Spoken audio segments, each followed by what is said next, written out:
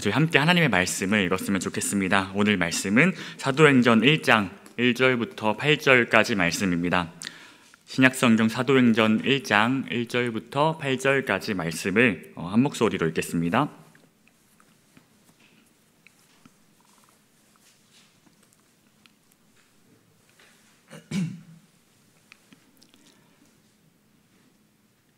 네, 다 찾으신 줄 알고 함께 1절부터 8절까지 한 목소리로 읽겠습니다.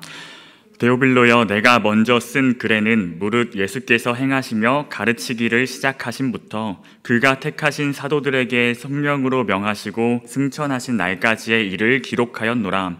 그가 고난 받으신 후에 또한 그들에게 확실한 많은 증거로 친히 살아계심을 나타내사 40일 동안 그들에게 보이시며 하나님 나라의 일을 말씀하시니라. 사도와 함께 모이사 그들에게 분부하여 이르시되 예루살렘을 떠나지 말고 내게서 들은 바 아버지께서 약속하신 것을 기다리라. 요한은 물로 세례를 베풀었으나 너희는 몇 날이 못되어 성령으로 세례를 받으리라 하셨느니라. 그들이 모였을 때에 예수께서 여쭈어 이르되 주께서 이스라엘 나라를 회복하심이 이때니까 하니 이르시되 때와 시기는 아버지께서 자기의 권한에 두셨으니 너희가 알 바 아니요 오직 성령이 너희에게 임하시면 너희가 권능을 받고 예루살렘과 온 유대와 사마리아와 땅 끝까지 이르러 내 증인이 되리라 하시니라. 아멘. 저희가 잘 알고 있는 것처럼 성경은 태초에 하나님께서 지으셨던 사람이 하나님의 말씀을 거부하고 아무런 소망도 사랑도 없는 그 죽음에 머물러 있었던 그 사람들에게 다시 이 땅에 오신 하나님을 통해서 회복되어 갔던 사람들의 역사에 대한 이야기를 담고 있는 책이 바로 성경입니다. 우리는 그 역사를 영어로 히스토리라고 하는데요, 좀 더 멋있는 표현이라고 말할 때 이것을 풀어서 히스토리라고 해서 그의 이야기, 여기서 말하는 그는 이 모든 이야기를 혼자 이끌어 가시는 그 하나님을 가리키고 있어요. 하나님 단 한 분만이 모든 사람들의 삶의 이야기와 그들의 역사, 우리가 알고 이해하고 있었던, 우리가 배워왔던 그 모든 것들을 주관하신다는 것을 우리는 함께 믿고 있습니다. 따라서 역사라는 것이 단순히 사람들이 느끼기에는 흘러가는 시간들 속에 있었던 사람과 사건, 그 집합체인 이야기들이라고 생각을 하지만 우리가 성경을 통해서 깨닫게 되는 모든 사람들의 역사는 하나님의 이야기가 되어서 사람들의 모든 주도적인 삶을 이끌어 오셨던 아버지와 아들과 성령의 계획이었다고 우리는 함께 고백할 수 있는 거죠. 그렇기 때문에 우리가 역사라는 것을 알면 알수록, 특히나 이 땅에 교회를 세우신 아버지의 마음을 이해할수록 우리는 아버지께서 이 땅을 얼마나 사랑하셨는지, 아무런 소망이 없이 태어나고 죽기를 반복했던 이 땅에 살던 사람들, 나와 전혀 상관이 없었던 그런 이름 모를 인생들이 아니라 그 모든 인생이 얼마나 하나님 손 안에서 가치가 있었는지 우리는 그 감사하는 마음을 회복하게 될 것이라고 생각합니다.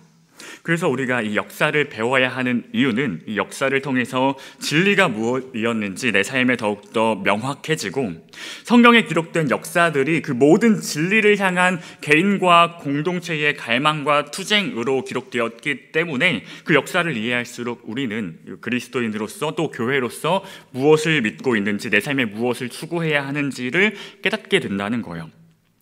제가 시간이 관계상 되게 말이 빨라질 수 있어서 잘 집중해서 들어주시면 좋겠습니다. 우리는 그 역사를 이해할수록 그 역사를 통해서 하나님과의 관계가 더 견고해지게 되는데, 우리가 역사를 살펴볼 때 대부분 역사 공부를 하게 되면은 어떤 연대기 순으로, 시간 순으로 나열해서 몇 년도에 무슨 사건, 몇 년도에 무슨 일이 있었고, 이러한 역사들을 많이 보게 되는데요, 우리는 모든 역사의 주인이 하나님이심을 고백하기 때문에 우리 삶 가운데 있었던 지난날의 역사들에 있었던 각각의 사건들이 왜 필요했는지, 그것이 무엇을 의미하는지, 하나님께서 그런 일들을 이 땅에 지금 살아가고 있는 우리들에게 어떤 의미로 남기셨는지를 이해해야 하나님께서 결국에 그 사람들을 통해서 나를 구원하시기 원하셨구나, 여전히 교회가 타락할 수 있고 그 안에 있는 사람들 사이에 여전히 다툼과 원망과 아무런 소망이 남아있는 것 같지 않아 보여도, 적어도 내 눈에 내 마음에 계속해서 그런 마음과 생각이 들어도 여전히 하나님께서 주도적으로 생명을 찾으시고 그들을 살리신다는 것을 우리 한국교회의 역사를 통해서 다시 한번 고백하는 시간이 되었으면 좋겠습니다. 모든 역사에는 다 이유가 있고 그거 역사가 진행되는 과정들이 있어요. 그 건물이 지어질 때에는 반드시 그 건물이 기초가 되는 땅이 있고 그 건축의 과정이 필요를 한 것처럼 한국교회에도 그것에 이 복음화에 대한 건축 시도와 계획과 그것이 세워지는 과정이 있었습니다. 가장 먼저 오래된 기록들을 살펴보면 임진왜란 시대 때 우리가 잘 알고 있는 이순신 장군님께서 바다에서 왜적들을 물리치시고 있을 그때에 그 당시에 이미 일본에는 로마 가톨릭이 들어와서 신부들이 선교를 찾아와서 예수 그리스도를 일본 땅에 전하고 있었어요. 그때 임진왜란 당시에 그 한국 침략의 선봉장이었던 고니시 유키나가라고 하는 장군이 있었는데요. 우리가 뭐 불멸의 이순신 같은 드라마 보면은 가장 먼저 나오는 선봉장으로 등장하는 사람이 바로 이 고니시 유키나가인데, 이 사람은 굉장히 일본에서 잘 알려진 크리스천으로 알려져 있습니다. 도요토미 히데요시 다음으로 명망이 있었던 일본의 영주이기도 했었어요. 가톨릭 신자로 유명했고 당시에 예수회라고 하는 로마 가톨릭 선교회가 일본으로 갔을 때 그가 복음을 받아들이고 그 신부들 중에서 세스페데스라고 하는 신부가 그와 함께 이 한국 땅 임진왜란 침략 당시에 이 한국 땅을 방문해서 그 경남 진해에서 1년 동안을 머물다가 다시 일본으로 돌아갔다라고 하는 기록이 있어요. 그래서 예수의 문헌을 보면 이 당시에 조선에 있던 어린이들에게 세례를 주었다라고 하는 기록이 여전히 남아있다고 합니다. 그런데 여전히 그들 일본과 그 조선 땅은 전쟁 중이었기 때문에 적들의 종교를 받아들이는 것은 굉장히 어려웠던 일이었을 거예요. 이때 많은 사람들, 조선 사람들이 일본으로 이제 포로로 끌려가기도 했었지만 임진왜란 이후에 에도 시대가 되었을 때 대대적인 천주교 박해가 그 땅에서도 일어났기 때문에 아마도 그때 당시에 대부분 신부들과 천주교를 믿던 사람들이 처형당했을 가능성이 있어서 그 복음이 우리나라까지 흘러들어오는 게 굉장히 어려움이 있었다라고 알려져 있기도 합니다. 이후에도 이 조선 땅에 벨테브레라고 하는 네덜란드 사람이 일본으로 가려다가 실수로 이제 제주도에 정박을 하게 돼서 한국에 정착하게 된 사건이 있는데요. 이 벨테브레는 우리나라 이름으로 박연이라고 알려져 있어서 조선의 인조가 왕으로 있을 때에 병자호란에 이 사람이 참여했다는 기록이 있고요.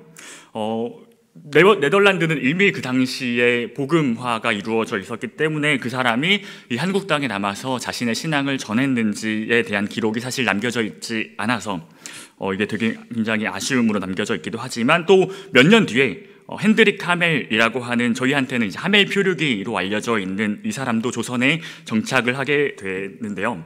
원래는 일본에 가려고 했다가 배가 자초되면서 한국에 남게 되었고 후에 하멜 표류기라는 이 책을 쓰면서 자신이 조선에 살았던 이야기를 서양에 알려지게 되었는데요. 그 책에는 한 가지 흥미로운 이야기가 있는데, 하멜이 이 조선 땅에서 그들의 종교에 대해서 서술할 때 이런 기록이 있다고요. 많은 승려는 아주 오랜 옛날 모든 사람이 동일한 언어로 말했지만 하늘에 올라가려고 탑을 세웠기 때문에 전세계가 변했다고 믿는다. 혹시 어디서 많이 들어본 이야기 같지 않으십니까? 바벨탑 사건을 많이 떠올리게 되는데 이 이야기를 조선 사람들이 알고 있다는 것은 어디선가 비슷한 이야기가 이들에게 전파되었을 가능성이 있었다라고 우리가 확인해 볼 수 있을 것 같아요. 한국에 최초로 성경이 전달된 기록을 보면 맥스웰이라고 하는 사람과 홀이라고 하는 사람이 리라호라고 하는 배를 타고 조선에 방문했던, 서해안 쪽을 방문했던 기록이 있어요. 이때는 1816년 9월 1일에 그들이 소청도 땅에 도착해서 조금씩 남하하다가 9월 4일 날 마량진에 정착을 하게 됩니다. 그 지금의 이제 충남 서천 지역이에요. 그 얼마 전에 제가 서천에 있는 한 교회를 방문했던 적이 있었는데, 그 서천의 서해안 쪽으로, 바다 쪽으로 나가면 거기에는 이제 성경 최초 전래지 그 박물관이 있더라고요. 그 당시에 바실홀이라고 한 사람이 전달했던 그 성경책에 대한 기록들이 남아있어요. 그래서 바실홀이 쓴 조선항해기라고 하는 책을 보면 당시에 첨사직으로 있었던 조대복이라고 하는 사람을 만나서 그에게 많은 선물과 또 성경을 선물하려고 했지만 그는 그 외국인과의 접촉이 처음이라서 이것들을 거부했던 이야기들이 기록되어 있기도 하고, 조금씩 그와 친해지고 관계를 쌓으면서 진지하게 이 사람한테 성경을 받아달라고 요청했었을 때 그 조첨사가 그것을 받고 집으로 아주 귀히 모시고 갔다라고 하는 기록이 남아 있습니다. 그 맥레오드라고 하는 사람이 쓴 조선 서해안 및 류큐열도 항해기라는 책을 보면 이런 내용이 있어요. 그 조첨사는 맥스웰 함장이 그에게 선물로 건네준 성경을 받고 마치 어떤 공식 문서를 다루는 것처럼 신중하게 그 책을 서해안으로 옮겼다. 이 사람들은 책을 너무도 대단히 존중하여 그것을 떠받드는 행위가 마치 사실 종교적 의식을 행하는 것과 같았다고 한다라고 하는 그 기록. 당시에도 책은 정말 귀한 물건이었기 때문에 책을 선물 받았을 때 그의 기쁨과 그 책을 대하는 태도가 굉장히 인상적이었던 거죠. 우리들도 성경을 그와 같은 마음으로 보고 있는지 한번 돌아보게 되는 것 같습니다. 이때 맥스웰과 홀이 이제 다시 돌아가게 되고 10여 년 뒤에 그들에게 이야기를 전달받은 칼 귀슬라프라고 하는 독일 출신의 선교사가 그들의 이야기를 듣고 16년 뒤인 1832년에 조선으로 와서 20일 동안 그 땅에 머무르면서 한글로 주기도문을 번역해서 사람들에게 나누어 주었다. 그리고 한문으로 쓴 성경과 전도지를 배포했다라는 기록이 남아 있습니다. 굉장히 아쉽게도 이 주기도문에 대한 어떤 문헌이 남아있지 않아서 전달했다라고 하는 그 기록만 남아있었던 것 같아요. 이 밖에도 계속해서 이 땅으로 한국에 복음이 들어오려고 하는 시도가 끊이지 않고 있어요.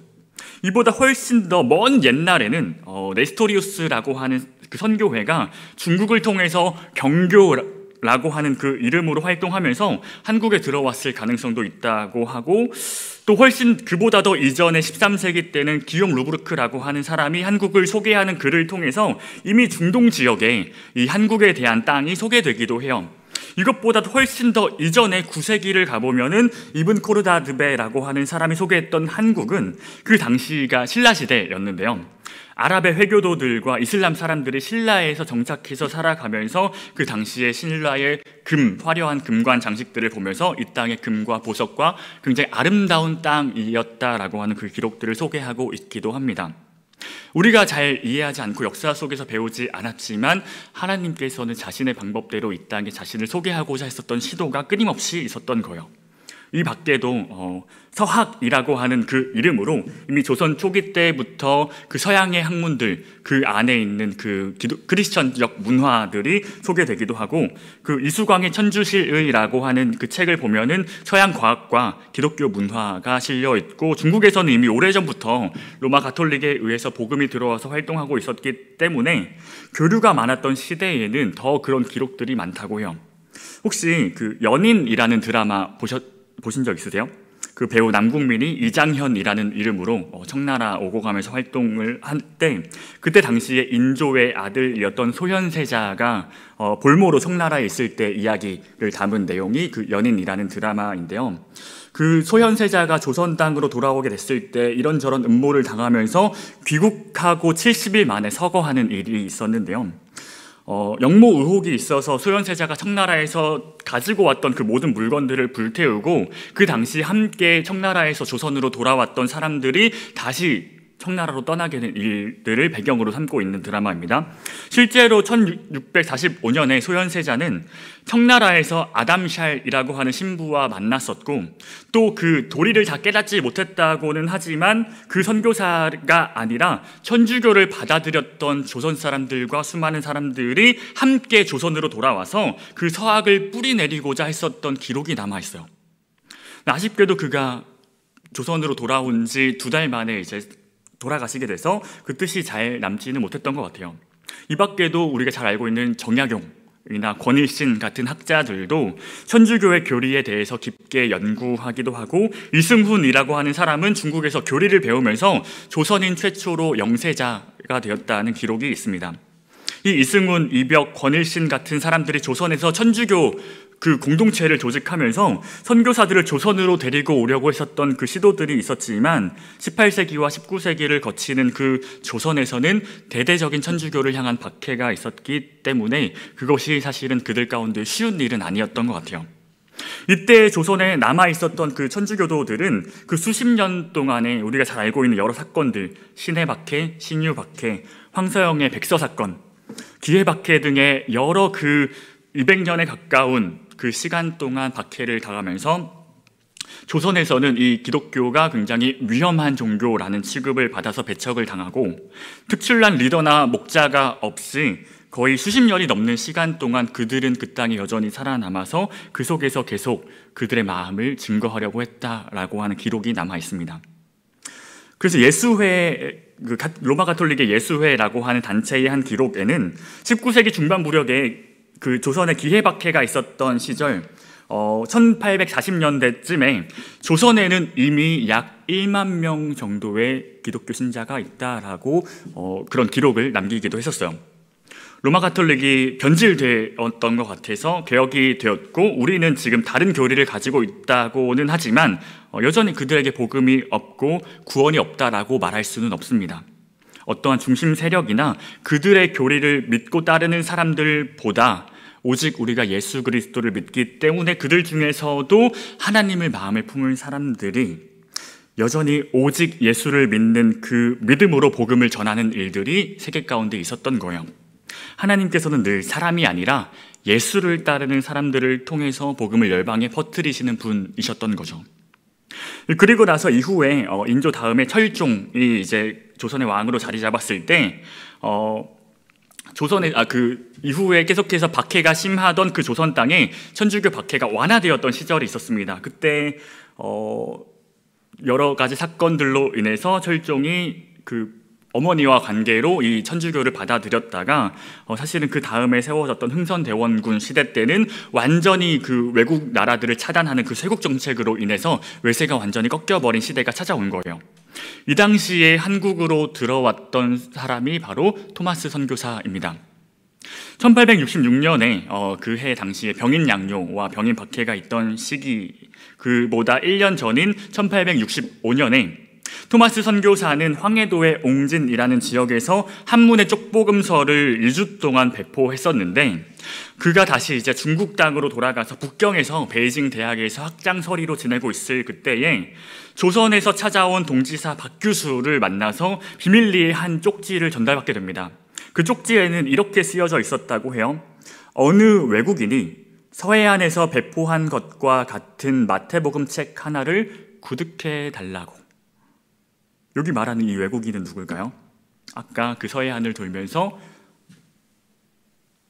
복음서를 전파하려고 했었던 그 칼 귀슬라프, 이미 이것보다 한 30년 전에 이 땅에 찾아와서 그 복음서를 전파했던 그 외국인이 우리한테 주었던 그 성경책을 똑같은 걸 구해달라고 조선 사람이 요청하고 있었다는 거예요.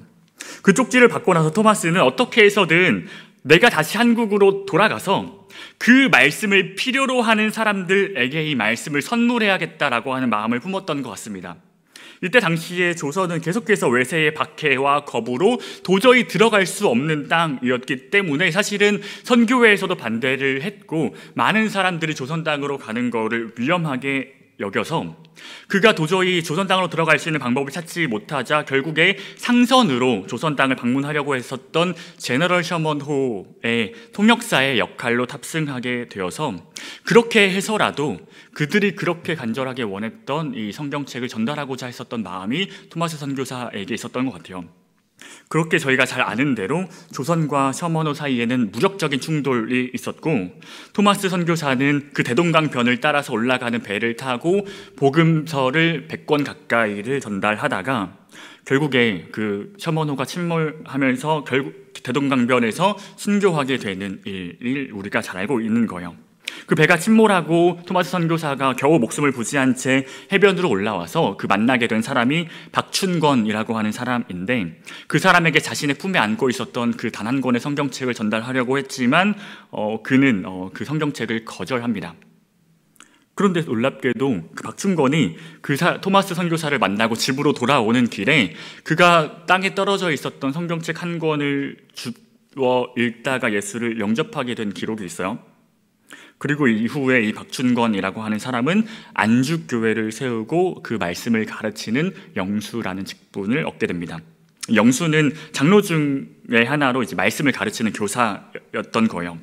그 박춘권의 조카인 이영태는 나중에 성경 번역위원으로 참여하게 되었고 그 당시에 셔먼호의 침몰을 지켜보고 있던 12살 소년 최치량은 그 성경 3권을 줍고 집으로 돌아가는데 그 당시에 영문주사였던 박영식의 집에 놀러 갔다가 그에게 그 성경책 3권을 선물하게 되고, 박영식은 그 책을 뜯어서 자신의 집의 벽지로 사용했었는데 그 집에서 놀던 최치랑이 그 벽지에 쓰여진 성경을 읽다가 회심하게 되고, 그 집이 평양 최초의 교회였던 널다리골 예배당, 이후에 장대현 교회가 됩니다. 이후에 평양 대부흥과 한국교회의 새벽 기도를 만들었던 길선주 장로가 바로 장대현 교회 출신이에요. 이렇게 복음이 흘러가는 과정을 쭉 살펴보다 보면 그 당시에는 결코 이해할 수 없었던 사건들이 지나고 나서야 우리는 이것을 성령의 역사하심으로 이해하게 될 때가 있습니다. 하나님께서 우리의 삶에 어떠한 순간도 결코 우연이 없다는 것을 보여주고 있는 것 같아요. 이렇게 한국에 복음이 들어오는 여러 시도들과 여러 사람들의 노력과 피와 땀이 있었던 거죠. 때로는 사람들의 욕심이나 어리석음과 그들로 인한 아픔들이 이 땅에 커 보이기도 하지만 그 속에서도 하나님께서는 자신의 신실하심으로 자신의 생명을 내어드리는 사람들을 통해서 계속해서 복음을 전하길 원하셨다고, 이 모든 이야기들이 그 하나님 나라의 역사였다고 말할 수 있는 거죠. 이 땅에 복음화가 시작되기까지 굉장히 중요했던 사역 중에 하나는 바로 성경을 번역하는 것이었습니다. 오늘날의 많은 선교사님들도 지금 우리가 이제 해외 선교를 나갈 때에도 자국어로 된 성경이 없는 지역에서 가장 먼저 이 성경 번역의 사역을 고려하고 있는데요.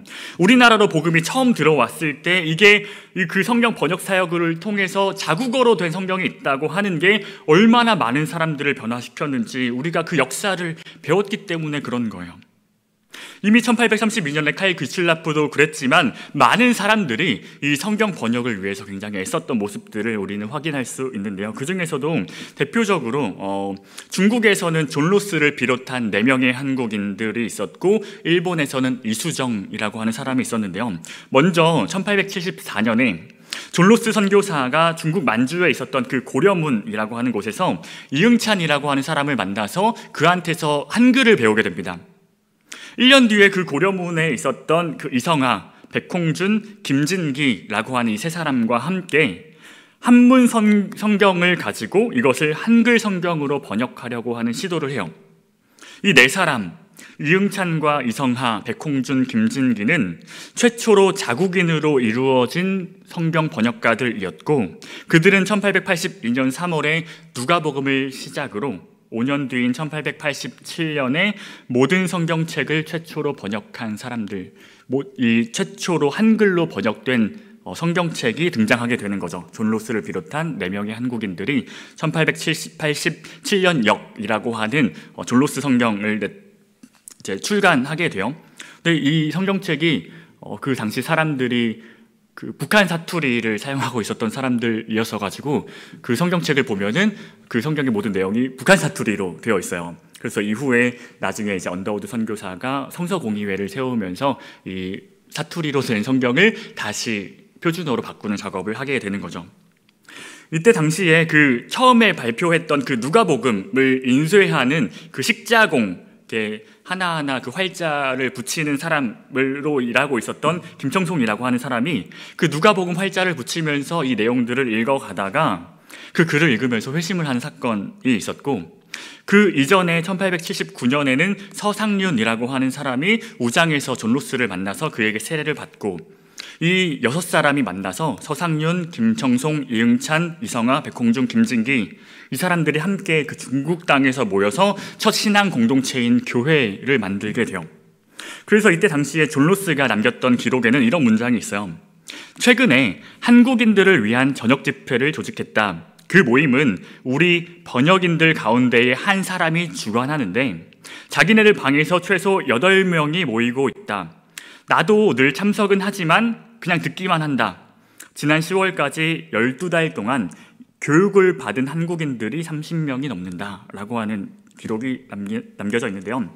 한국 사람들이 모여서 중국에서 저녁 집회를 만들고 성경을 잘 알고 있었던 이 4명의 번역가들끼리 돌아가면서 이 성경 말씀을 가르치기 시작하고 1년 동안 30명이 넘는 한국 사람들이 여기에서 성경을 교육받았다는 기록인 거예요. 복음이 흘러가기 시작했을 때 사람들이, 아무것도 모르던 사람들이 이것을 받아들이고 그 변화되었던 모습이 굉장히 놀랍게 느껴지지 않으십니까? 하나님께서 이 사람들을 사용하셔서 사람들을 가르치고 또 그 배움을 받고 있는 사람들이 또 이 말씀을 향한 갈망함, 이것이 이 땅의 한국 교회의 복음화가 이루어진 최초의 배경이 되었던 거예요.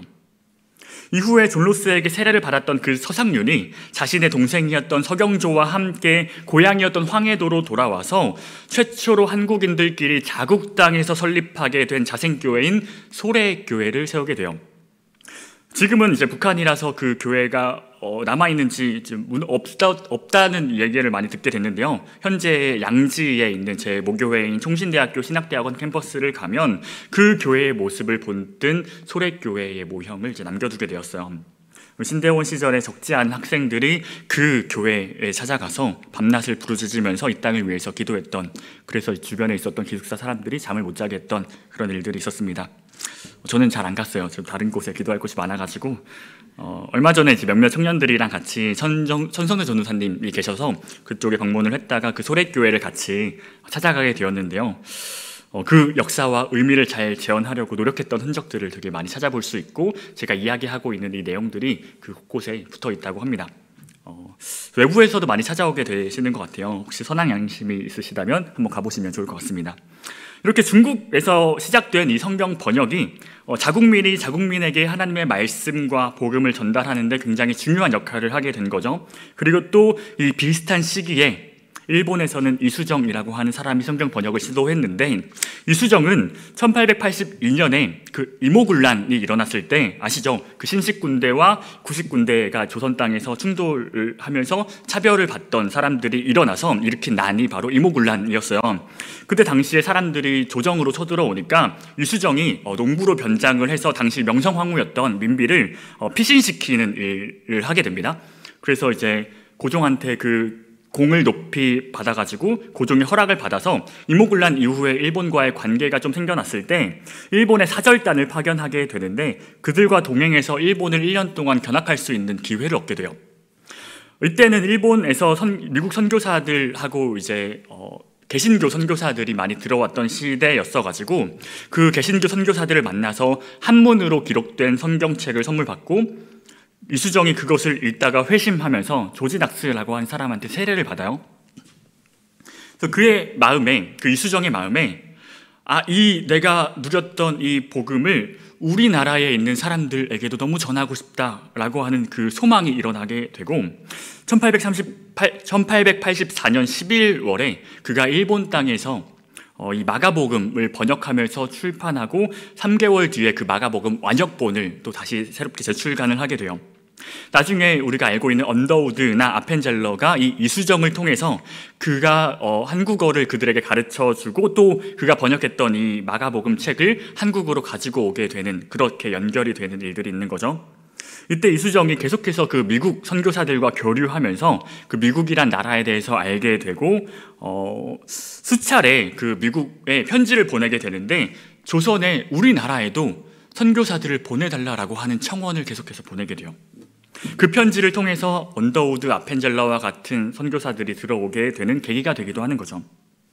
이 당시에 미국에 있었던 사람들이 갑자기 해외로 선교를 자원하는 일들이 생겨나고, 중국과 일본을 통해서 감춰져 있던 은둔의 나라라고 했었던 그 조선으로 선교사들이 들어오게 된 배경에는 이미 복음화가 이루어져 있었던 그 서양권의 나라들을 통해서 여전히 일하고 있었던 성령의 역사하심이 있었기 때문이었어요. 이 한국의 복음화가 시작되기 이전에 19세기의 서양은 선교 역사에서 굉장히 위대한 시기라고 평가받는 때였습니다. 알고 계실지 모르겠지만 윌리엄 캐리라고 하는 사람을 시작으로 이 세계 열방을 선교하려고 했었던 그 부흥의 불길이 올라오던 시대여서 미국은 이 당시 이전에 1861년부터 약 4년 동안 미국에 있었던 그 남북전쟁으로 인해서 사람들이 여러 인식들을 변화하게 되고 삶에 대한 고민들을 하게 되면서 어떤 생각을 하냐면, 우리 사회에 일어나는 여러 문제들에 있어서 우리는 반드시 복음으로 돌이켜야 한다라고 하는 마음이 그들 가운데 일어나게 돼요. 그래서 미국과 영국, 캐나다 등에서 그 동시다발적으로 D.L. 무디, A.T. 피어선, 존 모트, R.A. 토레이 같은 사람들이 일어나면서 이 사람들이 대학생들, 캠퍼스들을 찾아가서 학생 자원 운동이라고 하는 것을 일으키게 됩니다. 학생들에게 복음 전파의 열정을 불러일으키고, 저희가 들어봤거나 이 한국에 들어오셨던 수많은 서양의 선교사들이 학생 때, 20대 때 이 운동을 시작으로 출발한 그 부흥운동의 영향으로 이 땅을 찾아오게 되는 거예요. 이후에 조선과 미국이 1882년 5월에 조미수호 조약을 체결하면서 견미사절단, 혹시 들어보셨나요? 그 견미사절단이라는 이름으로 미국을 방문하게 되는데, 이때 조선 은둔의 나라라는 책을 쓴 윌리엄 그래피스라고 하는 사람이 그 견미사절단으로 방문했던 민영익과 서광범을 만나서 한국 땅에 대한 이야기를 듣게 되고, 또 당시 하버드 대학 교수였던 로웰이라고 하는 사람은 그 견미사절단의 홍영식을 만나면서 한국으로 같이 함께 들어오게 돼요. 그가 쓴 책이 바로 조선 고요한 아침의 나라라고 하는 책이에요. 이 당시에 많은 서양 사람들이 접했던 한국에 대한 이미지는 사실 다 이런 책들에서 나온 건데요. 이 책을 소개하는 당시의 내용 중에서는 당시 조선 백성들이 생활했던 모습에 대한 기록이 이런 말들이 있어요. 술에 거나하게 취하게 되면 그는 나머지 돈으로 도박을 한다. 그리고 나서 그는 대자로 누워 24시간 동안 숙면하고 다음 날에 오전 12시쯤 땅 위에 쪼그리고 앉아서 그의 지게 옆에 햇볕을 쬐면서 아직도 반쯤 졸린 눈으로 자기의 어리석음을 곰곰이 생각하며 짐을 나를 인간 짐승의 봉사를 요구할지도 모를 행인으로부터 새로운 주문을 찾게 된다 라는 기록이 있어요. 이게 당시에 서양인들이 봤었던 조선 사람들의 생활 모습이었던 거예요. 돈이 있으면 술에 취하거나 아니면 나머지 돈으로 도박을 하게 되는 일, 그리고 나서 대충 누워서 자다가 시간 가는지도 모른 채 일어나서 누군가 나에게 일을 시켜주지 않을까라고 하는 그 기대함으로 살아가는 조선 백성들의 모습. 나중에 많은 사람들이 이런 서양의 시선으로 본 이 책들을 비판하기도 하는데, 한편으로는 그들이 접했던 이 땅의 모습이, 이 땅에 살고 있었던 그 백성들의 모습이 얼마나 열정이 없고 소망이 없는 모습이었는지, 생명의 복음을 가지고 있는 사람들에게 있어서 반드시 그 생명을 전하고 싶다라고 하는 그 간절한 마음을 불러일으키지 않았을까라고 하는 생각이 들어요. 그래서 유독 그런 술 취함의 모습들, 어떤 무절제함의 모습들 때문이었는지 서양 선교사들이 저희 나라로 들어왔을 때 유독 그렇게 술과 담배, 도박 이런 것들을 금지했던 이유가 되었기도 했을 것 같습니다.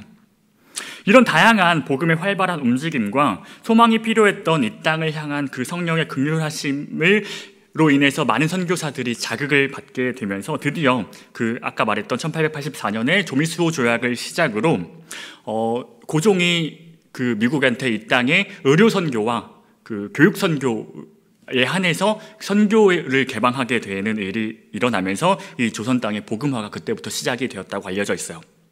가장 먼저 들어왔던 선교사는 호러스 뉴턴 알렌이라고 하는 알렌 선교사로, 이 알렌은 25살의 어린 나이에 처음으로 선교사가 되면서 처음에는 중국 상해 지역에서 활동을 하다가 중국에서 아내를 잃게 되는 슬픈 일을 겪게 됩니다. 그가 굉장히 힘든 시간을 보내고 있을 때 여러 선교사들이 이 사람을 다시 회복시키기 위해서는 그 복음의 열정이 가득한 땅으로 보내야 된다라고 설득을 하면서 결국에 1884년 9월 22일에 그 알렌 선교사가 처음으로 이 조선 땅에서 선교 사역을 시작하게 되었어요. 그리고 이때 동일하게 조선 땅에서는 갑신정변이 일어나요. 조선에 대한 청나라, 그 중국의 내정 간섭이 심각해지면서 그 청나라를 반대했던 개화파 사람들이 청나라로부터 조선을 해방하기 위해서 일어나고, 이때 당시에 반대파, 수구파라고 하는 사람들의 수장이 아까 그 견미사절단으로 방문했던 민영익이라고 하는 사람이 있었는데, 그 민영익이 수구파의 수장이어서 개화파 사람들이 이 사람을 암살하려고 시도하고 그가 결국에 칼에 찔려서 거의 죽을 위기에 처했는데, 우연히 그 독일 지사로 들어와 있던 밀렌도르프라고 하는 독일 출신 외교관이 그 부상당했던 민영익을 발견하고 그를 데리고 의료 선교를 왔던 알렌을 찾아가게 됩니다. 그래서 알렌이 무사히 그 민영익을 치료하면서 그 국가 권력 지도자의 그 공을 높이 사서 10만 양이라고 한 당시의 어마어마한 돈과 함께 이 땅에 병원을 지을 수 있게 허락을 받게 돼요. 그래서 그렇게 세워졌던 최초의 서양 근대 병원이 바로 광해원이라고 하는 이름으로 세워졌고, 이때 마침 입국하게 되었던 언더우드 선교사와 함께 이 의료사역을 시작하게 되는데요. 이 광해원이 나중에 12일 뒤에 백성을 구원한다라는 그 이름으로 제중원이라고 하는 이름으로 개명을 하고, 현재는 그 제중원은 세브란스라고 하는 병원으로 알려져 있어요. 세브란스 병원이 최초의 얄렌과 언더우드 선교사들에 의해서 선교를 목적으로 세워졌던 선교적 병원이었던 거죠. 언더우드 선교사가 마찬가지로 이제 미국에 있었던 한 신학교에서 그 아까 말했던 윌리엄 그래피스, 조선 은둔의 나라라고 하는 책을 쓴 그 윌리엄 그래피스를 만나서 영향을 받고, 그 조미수 조약을 위해서 한창 한국을 위해서 기도하고 있었던 그 울트먼스라고 하는 그 사람에게 그가 한국 땅을 위해서 기도하고 있었던 그 마음들을 함께 나누게 되면서 이 언더우드의 마음 가운데 한국 땅을 향한 소망이 생기는데, 아까 이야기했던 그 학생 자원운동가 중에서 A.T. 피어선의 한 강연을 들으면서 이 아펜젤러와 함께 한국 땅에 오겠다고 하는 그 마음을 품어요.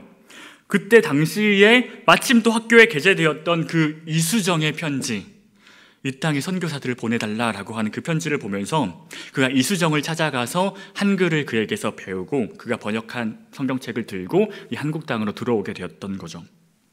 처음에 그가 이제 알렌 선교사와 함께 그 제중원에서 약제사로 병원에서 학생들을 가르치기 시작하고 1887년에 지금의 세문안교회의 전신이 되었던 정동교회를 열게 됩니다. 한국에서 시작된 그 기독교 활동들의 대부분을 시작했던 사람이 바로 이 언더우드인데요.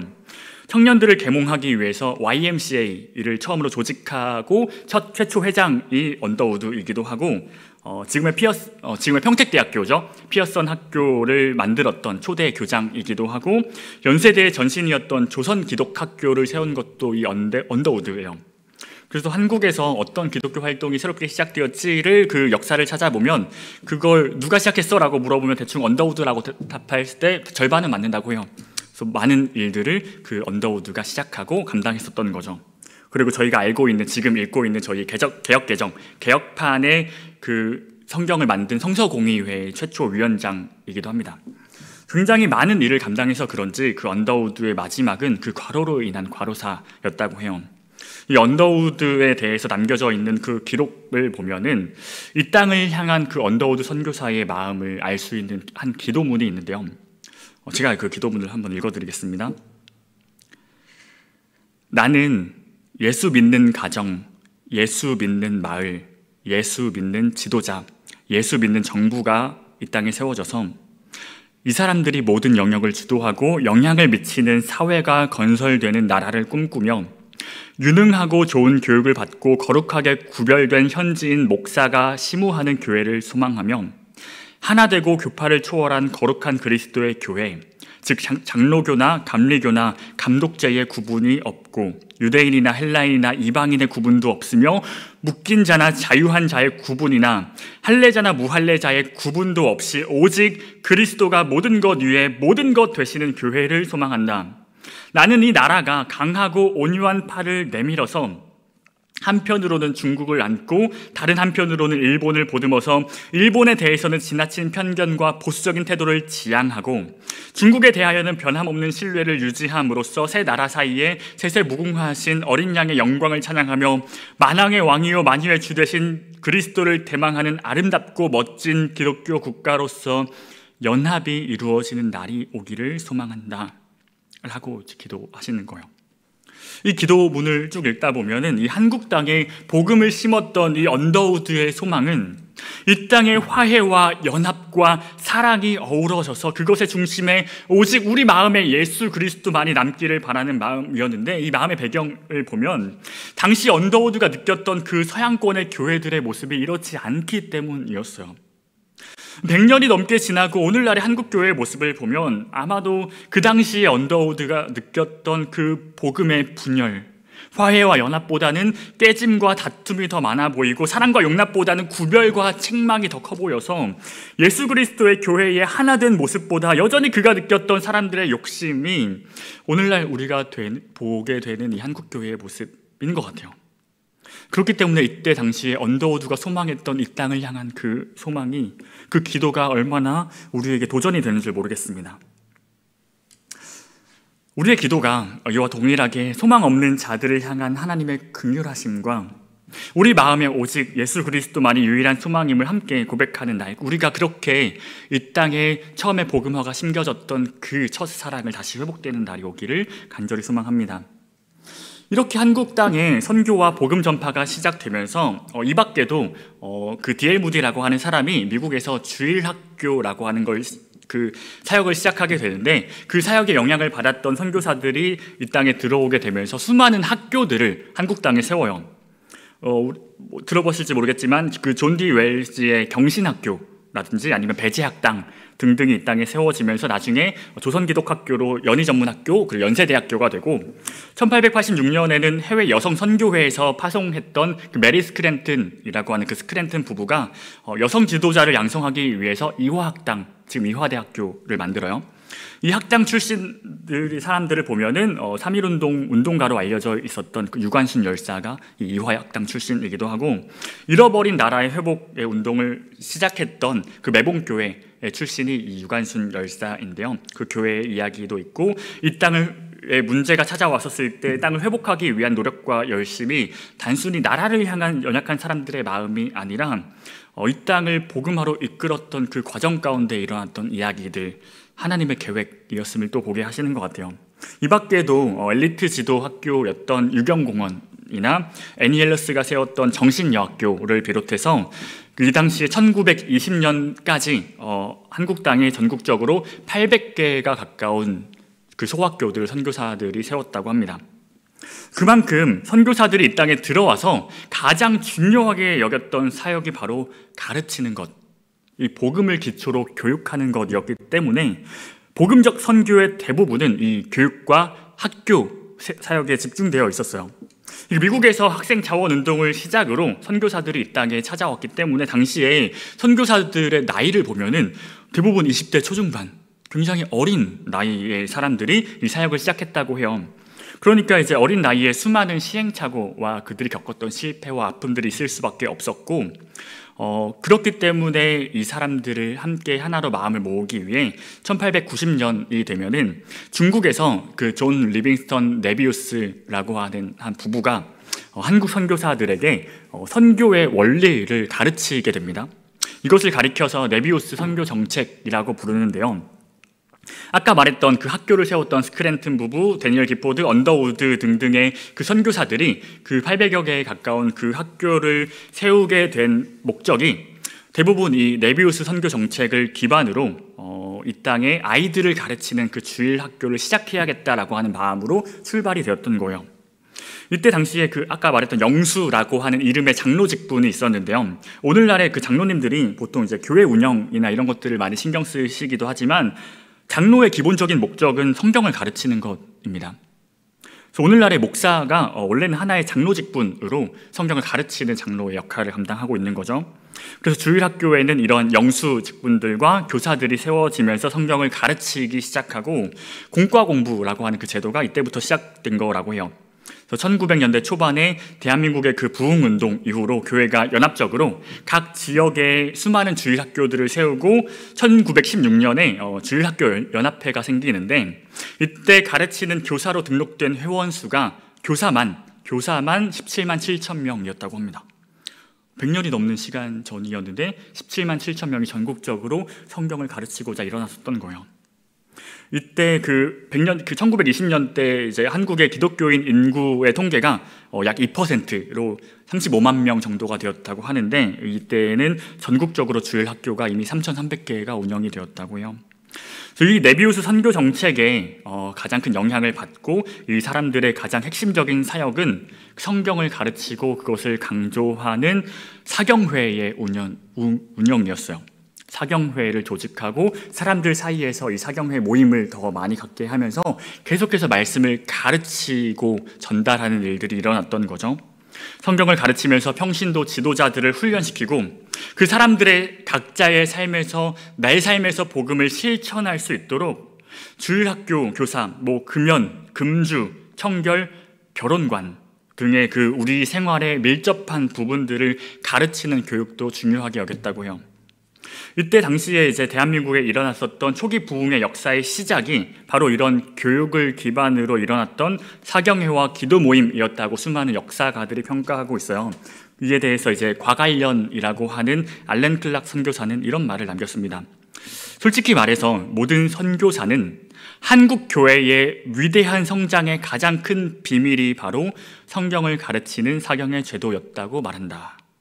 또 어니스트 홀이라고 한 사람은 누구든지 한국인들의 성경 공부에 대한 열정을 목도한다면 이 나라에 존재하는 하나의 대단한 기갈, 곧 생명의 떡, 하나님의 말씀에 대한 목마름과 배고픔이 무엇인지 깨닫게 될 거라고 말해요. 복음이 시작되고 그 땅에 복음이 부흥되기까지 이 낯선 성경과 복음에 대한 가르침은 여전히 언어와 문화의 장벽이 있음에도 불구하고 이 땅의 복음의 필요성과 성경적 가르침을 소망했던 그 선교사들을 통해서 계속해서 한국 교회의 자립과 자치, 지금의 자전의 모습을 실천할 수 있는 건강한 교회를 세웠던 기반이 바로 성경적 가르침이었다는 거예요. 말씀과 나의 삶이 일치될 때 우리는 거룩하고 경건한 삶, 곧 성경 중심적인 교회의 원래의 모습을 회복하게 된다는 것입니다. 조금씩 한국 교회의 역사들을 통해서 이 복음의 전파와 발전 과정과 그 속에서 예수 그리스도의 마음을 품은 성령의 사람들이 어떻게 이 복음을 이끌어가고 있는지를 계속해서 설명하고 있는데요. 그 복음이 흘러간 자리를 살펴보면 말씀을 가르치는 것과 배우는 것과 그것을 향한 각 사람들의 열망, 그 안에서 자발적으로 적극적으로 참여했던 삶의 변화에 대한 소망이 무엇이었는지 우리는 그 정체를 확인할 수 있는 것 같아요.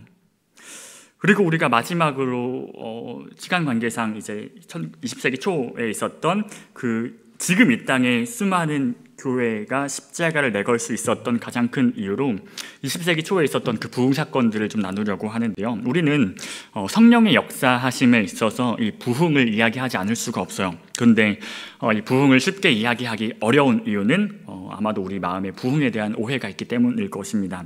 단지 사람들의 수가 많아지고 그들을 교회로 데리고 오기 위한 열심과 그들의 마음과 상관없는 전도가 아니라 그들의 마음 가운데에서 일하시는 성령의 심오하신 역사하심으로 인해서 예수를 믿지 않는 사람들 안에서는 그가 믿어지는 회심이 나타나고 기존에 예수를 믿고 있는 우리들에게 있어서는 영적인 각성이 있어서 이전의 나의 삶의 그대로의 모습이 아니라 오직 예수 그리스도의 말씀을 따르는 거룩한 삶을 회복하고자 하는 마음이 동시다발적으로 일어나는 것, 이것을 가리켜서 부흥이라고 정의할 수 있겠는데요.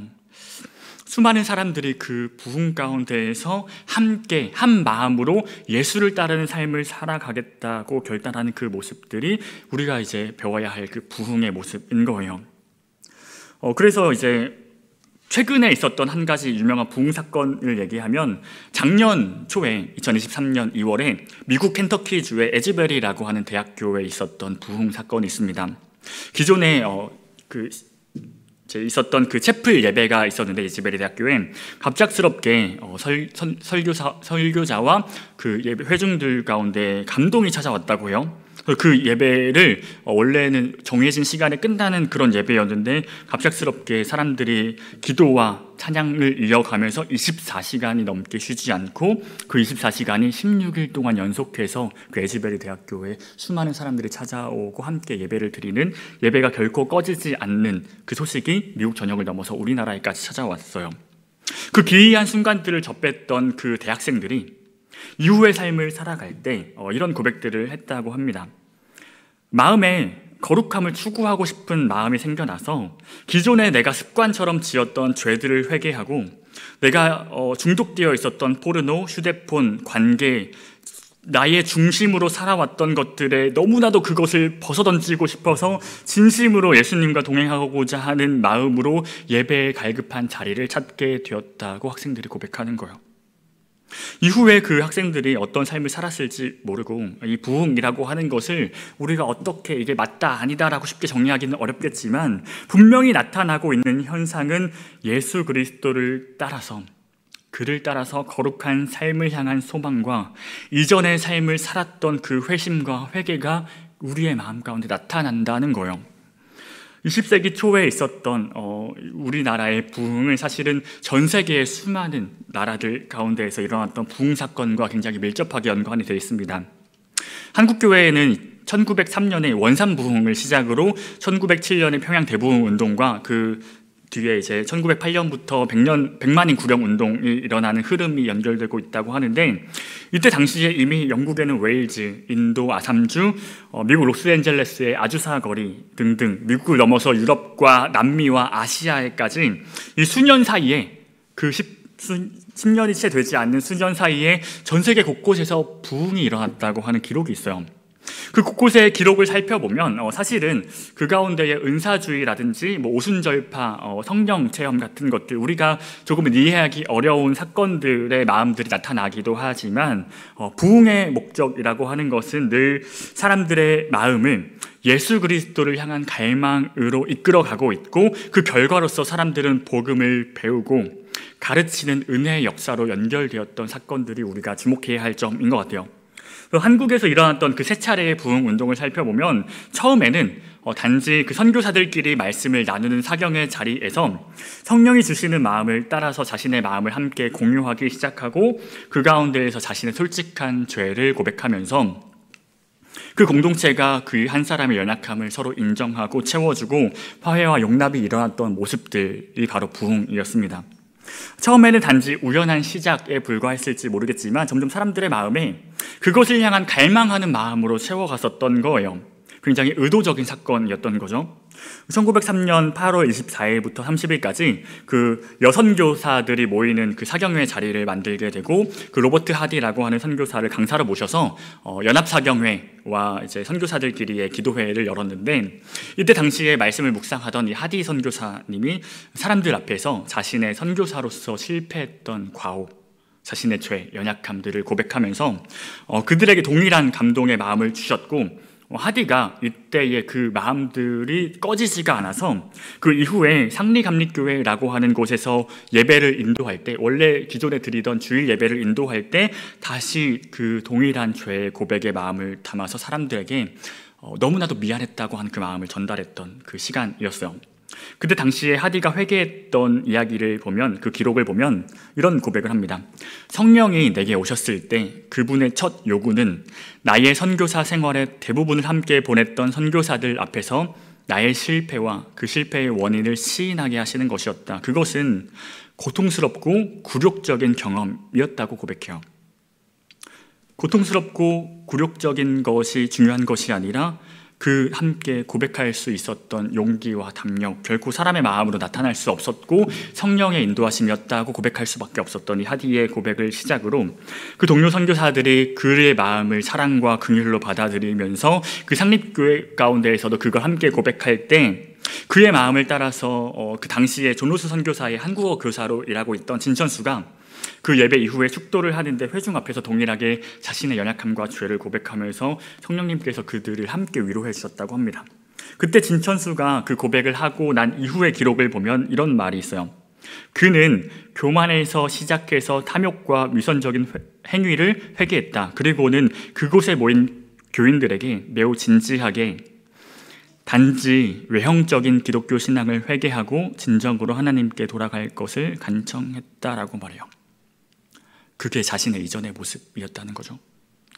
이후에 이때를 시작으로 그 원산에 있었던 그 지역 교회들이 집회 때마다 부흥이 일어나게 되면서 교인들 사이에서 자신의 죄를 고백하는 일들이 이 2주간 진행되었다고 합니다. 그리고 이러한 운동과 회심과 죄고백이 이어지는 예배가 수년 동안 계속해서 진행되면서 이 2주간의 시간을 바탕으로 우리가 이제 지금 신년 사경회나 신년 부흥회 같은 그 2주 정도의 사경회 기간이 일어나는 이유가 이때부터 생겨났던 거죠. 그때의 부흥과 갈망, 예수 그리스도를 향한 마음을 회복하고자 하는 마음이 우리 신년 마음 가운데에 찾아오길 바랬던 거예요. 이 부흥회라고 하는 게 이때 당시에 처음으로 시작이 되고, 이 부흥회의 목적은 크게 두 가지였습니다. 첫째는 하나님을 믿는 사람이 자신의 식었던 마음을 다시 불살라서 열심을 얻고 자신의 교회를 향한 마음을 회복하고, 이게 첫 번째고, 두 번째로는 예수를 믿지 않는 사람들을 함께 교회로 초청해서 좋은 말씀으로 권면해서 전도를 하기 위한 목적이었다고요. 그래서 신년 사경회가 되면 수많은 우리의 지인들을 초청하면서 그들에게 이제 말씀을 같이 함께 배우는 시간을 갖게 되는 거죠. 그런데 이제 미국 선교사들이 이 땅에 들어오고 학교를 세우고 수많은 사람들을 복음으로 교육하기 시작하고 전국의 자리를 잡으면서 사역을 하고 있을 그때에 굉장히 선교사들의 입장에서는 뼈아픈 사건이 하나 발생하게 되는데, 1905년에 한창 그 부흥의 열기가 식어지지 않을 때 미국과 일본이 한 가지의 밀약을 체결하게 돼요. 이게 가스라테프트 밀약이라고 하는데요. 원래는 그 사람들 간의 약속이기 때문에 조약이라고 말하기도 하지만 이것은 비밀리에 이루어졌기 때문에 밀약이라는 말로 표현을 해요. 그 가스라테프트 조약을 일본과 미국이 체결하면서 그 여파로 한국과 일본은 을사늑약이라고 하는 말도 안 되는 조약을 체결합니다.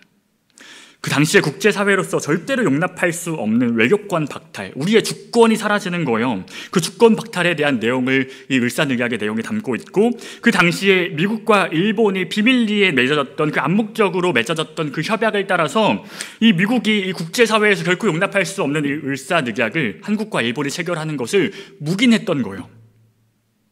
그 묵인했던 내용들을 사람들이 알게 되면서 그 당시 사람들에게 이 미국인들을 향한 분노의 감정이 일어나게 됩니다. 우리의 주권이 미국이란 나라에 의해서 일본에게 빼앗겼던 사건. 그래서 이 미국에서 선교를 왔던 그 선교사님들에게 있어서 굉장한 위기였던 거죠. 한국 교회가 지금도 계속해서 부흥하고 수많은 사람들이 예수를 알아가기 시작했을 때 찾아왔던 위기, 사탄의 위협이라고 말할 수도 있을 것 같아요.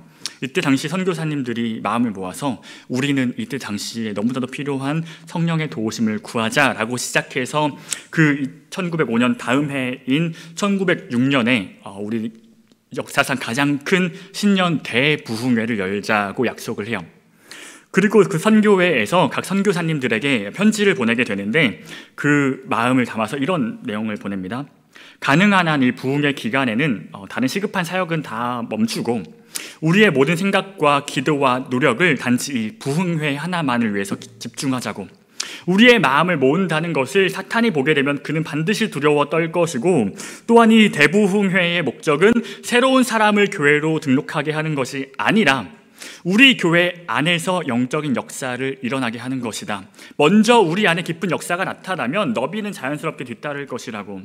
이 신년 집회를 각 지역교회의 거점교회, 대형교회들 사이에서 진행하면서 최대한 많은 사람들이 함께 모여서 혹시라도 작은 모임으로 진행되게 될 경우에는 우리의 머리에 대한 가르침이 아니라 가슴, 우리의 마음을 가르치는 주제들인 죄나 회개, 우리의 고백, 용서, 양심의 구원 등의 교리를 제시하면서 그 안에 참여하고 있는 사람들의 마음에 믿음의 선물인 하나님을 향한 마음이 있는지를 점검하라고 하는 내용의 편지를 각 선교사님들한테 보내요.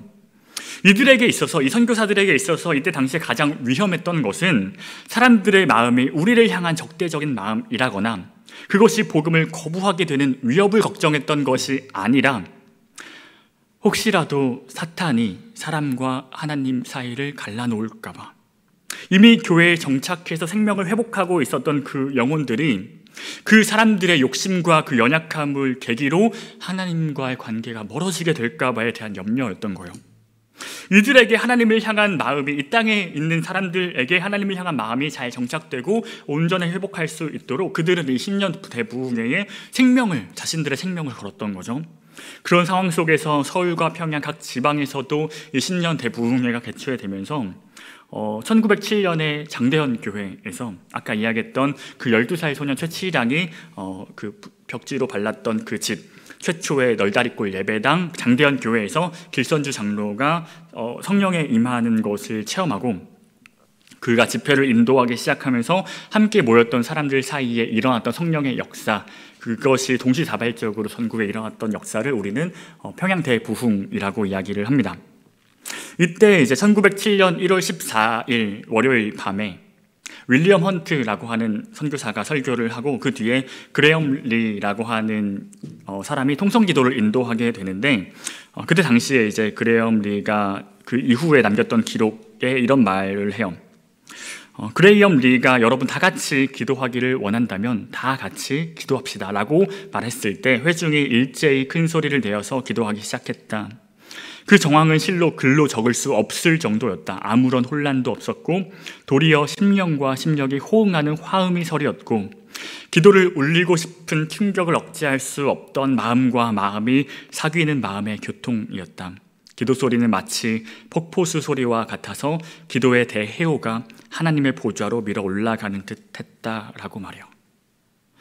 사람들의 마음이 자신의 통회하는 심령과 그 억제할 수 없었던 마음으로 큰 소리를 향해 외치고 있을 때 마치 누구도 어떤 한 사람도 다른 사람의 눈치를 보지 않고 누구도 눈치 주지 않는 온전한 자유함으로 함께 수많은 사람들이 모여서 기도할 수 있었던 그 순간이었던 것 같아요.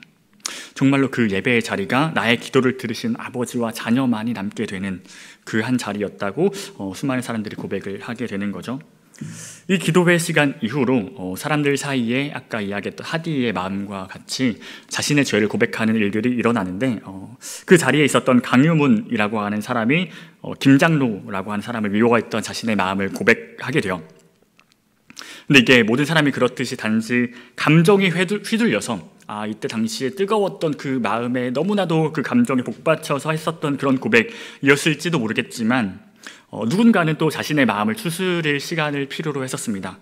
김장로는 그 당시에 그 강요문의 죄고백에 아무런 대답도 하지 않았다고 해요. 그런데 그 다음날 다른 집회 때 김장로가 또 고백을 하는 거죠. 자신이 강요문을 미워했을 뿐만 아니라 우리와 함께 있었던 그 블레어 선교사를 미워했었던 죄가 있었다. 나는 그 죄를 회개하고 싶다라고 고백을 하고 그 말을 들었던 블레어는 이전까지는 자신은 남들 앞에서 했었던 그 부흥의 열기로 했었던 그 죄고백에 대해서 사실은 굉장히 부정적으로 생각을 해왔었는데 하나님의 영이 우리 안에 찾아오셨을 때 나타난 그 현상에 대해서는 나는 어떤 것도 부정할 수 없다고, 세상의 어떤 권세도 그 성령으로 인한 그들의 마음을 멈출 수가 없다는 사실을 이제서야 깨달았다라고 고백을 해요.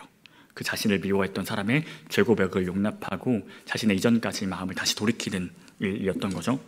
이 부흥의 불씨가 1808년부터 1911년까지 사람들이 마음을 모아서 그 100만인 구령 운동이라고 하는 100만 명을 전도하겠다라고 하는 운동을 시작하지만 이때 당시에 이제 사람들의 마음이 급격하게 쇠잔하게 되면서 사람들이 예배를 중심으로 모였던 그 부흥의 시간을 넘어서서 이제는 점점 그 일상을 회복하는 과정들을 겪게 돼요. 평양 대부흥 운동 이후에 길서주 장로가 그 장대현 교회에서 개인적인 이유로 혼자 예배를 드렸던 그 새벽 4시의 시간에 함께 사람들이 그 길서주 장로를 따라서 그 예배 시간에 그 기도 시간에 동참하게 되면서 이 땅의 한국교회의 새벽 기도회 열풍이 시작되게 됐어요. 예배가 있어서 사람들이 찾아오고 모였던 것이 아니라 사람들이 함께 말씀과 기도를 사모했기 때문에, 그들이 함께 모이고 함께 예배하기를 원했기 때문에 그때 예배가 시작되었던 거예요. 사실은 부흥보다 중요한 것은 그 부흥 뒤의 일상인 것 같습니다. 그 열정과 기도가 단순히 마음에 식어져서 그 뜨거움이 없는 그 부재의 마음이 아니라 그 아무런 열정이나 뜨거움이 없는 그 상태를 우리가 무의미하게 느껴지는 것이 아니라 그 뜨거웠던 열기의 흔적으로 지금의 자신이 살아가고 있는 남은 삶을 살아내는 것까지가 사실은 부흥의 목적이라고 이야기할 수 있을 것 같아요. 한국 땅에서 시작된 그 부흥의 불꽃이 점점 식어가는 것처럼 보였지만 사실은 지난 120년간의 역사들을 살펴보면 한국에 찾아왔던 그 두 번의 위기, 일제강점기와 6.25 전쟁, 그리고 그 이후의 역사, 지금 시간 관계상 다 다루지는 못하겠지만 이 땅에 너무나도 필요했던 그 소망이 조금씩 회복하고 있을 때에 그들을 통해서 수많은 사람들이 복음으로 인해서 살아나게 되고, 지금 이 땅에 곳곳에 교회가 세워지고 십자가가 걸려있는 그 결과물들을 만들어내게 됐었던 것 같아요.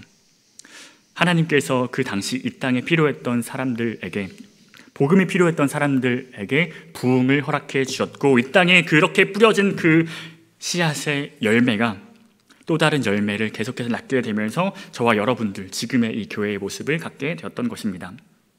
역사를 살펴보다 보면 이것이 단순히 일어났던 사건들의 나열이 아니라 우리의 삶에 일어나는 크고 작은 일들이 서로 연결이 되면서 그 흐름이 어디를 향해 나아가고 있는지를 보여주는 것 같아요.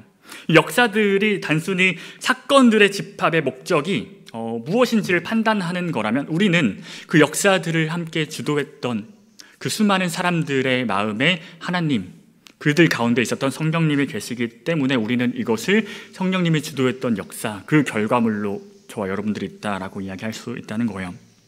이 땅에 복음이 남을 수 있었던 그 역사적인 흐름이 어떠한 한 사람의 노력이나 그의 흔적을 넘어서서 동시다발적으로 일어났던 그 세계의 복음화와 수많은 사람들이 이 땅에 찾아와서 흘렸던 피와 땀과 눈물이 흐르고 흘러서 지금의 우리들에게까지 흘러올 수 있었다는 거예요. 그 목적을 위한 준비나 과정이 중요한 것이 아니라 그저 오늘 나에게 맡겨진 이 하루를 최선을 다해서 살아냈던 그 사람들로 이루어진 결과라는 것입니다. 매 순간 나의 최선을 다해서 살아가는 나의 삶이 바로 우리가 예수 그리스도의 제자로 또 이 땅에 남아있는 예수 그리스도의 증인들로서 그저 우리 눈에 보였던, 우리가 판단할 수 있었던 그런 역사가 아니라 하나님께서 주도하신 그 섭리의 관점에서 이제 우리의 미래의 다음 세대들에게 그들이 살아갈 수 있는 복음이 필요한 그 자들에게 복음이 심겨지고 전달되는 준비의 과정이 쌓아지게 될 거예요. 수많은 사람들의 헌신과 또 그들의 복음을 향한 열정과 그것을 배우고 가르치고 교육의 흔적들이 있었음을 우리는 기억했으면 좋겠습니다.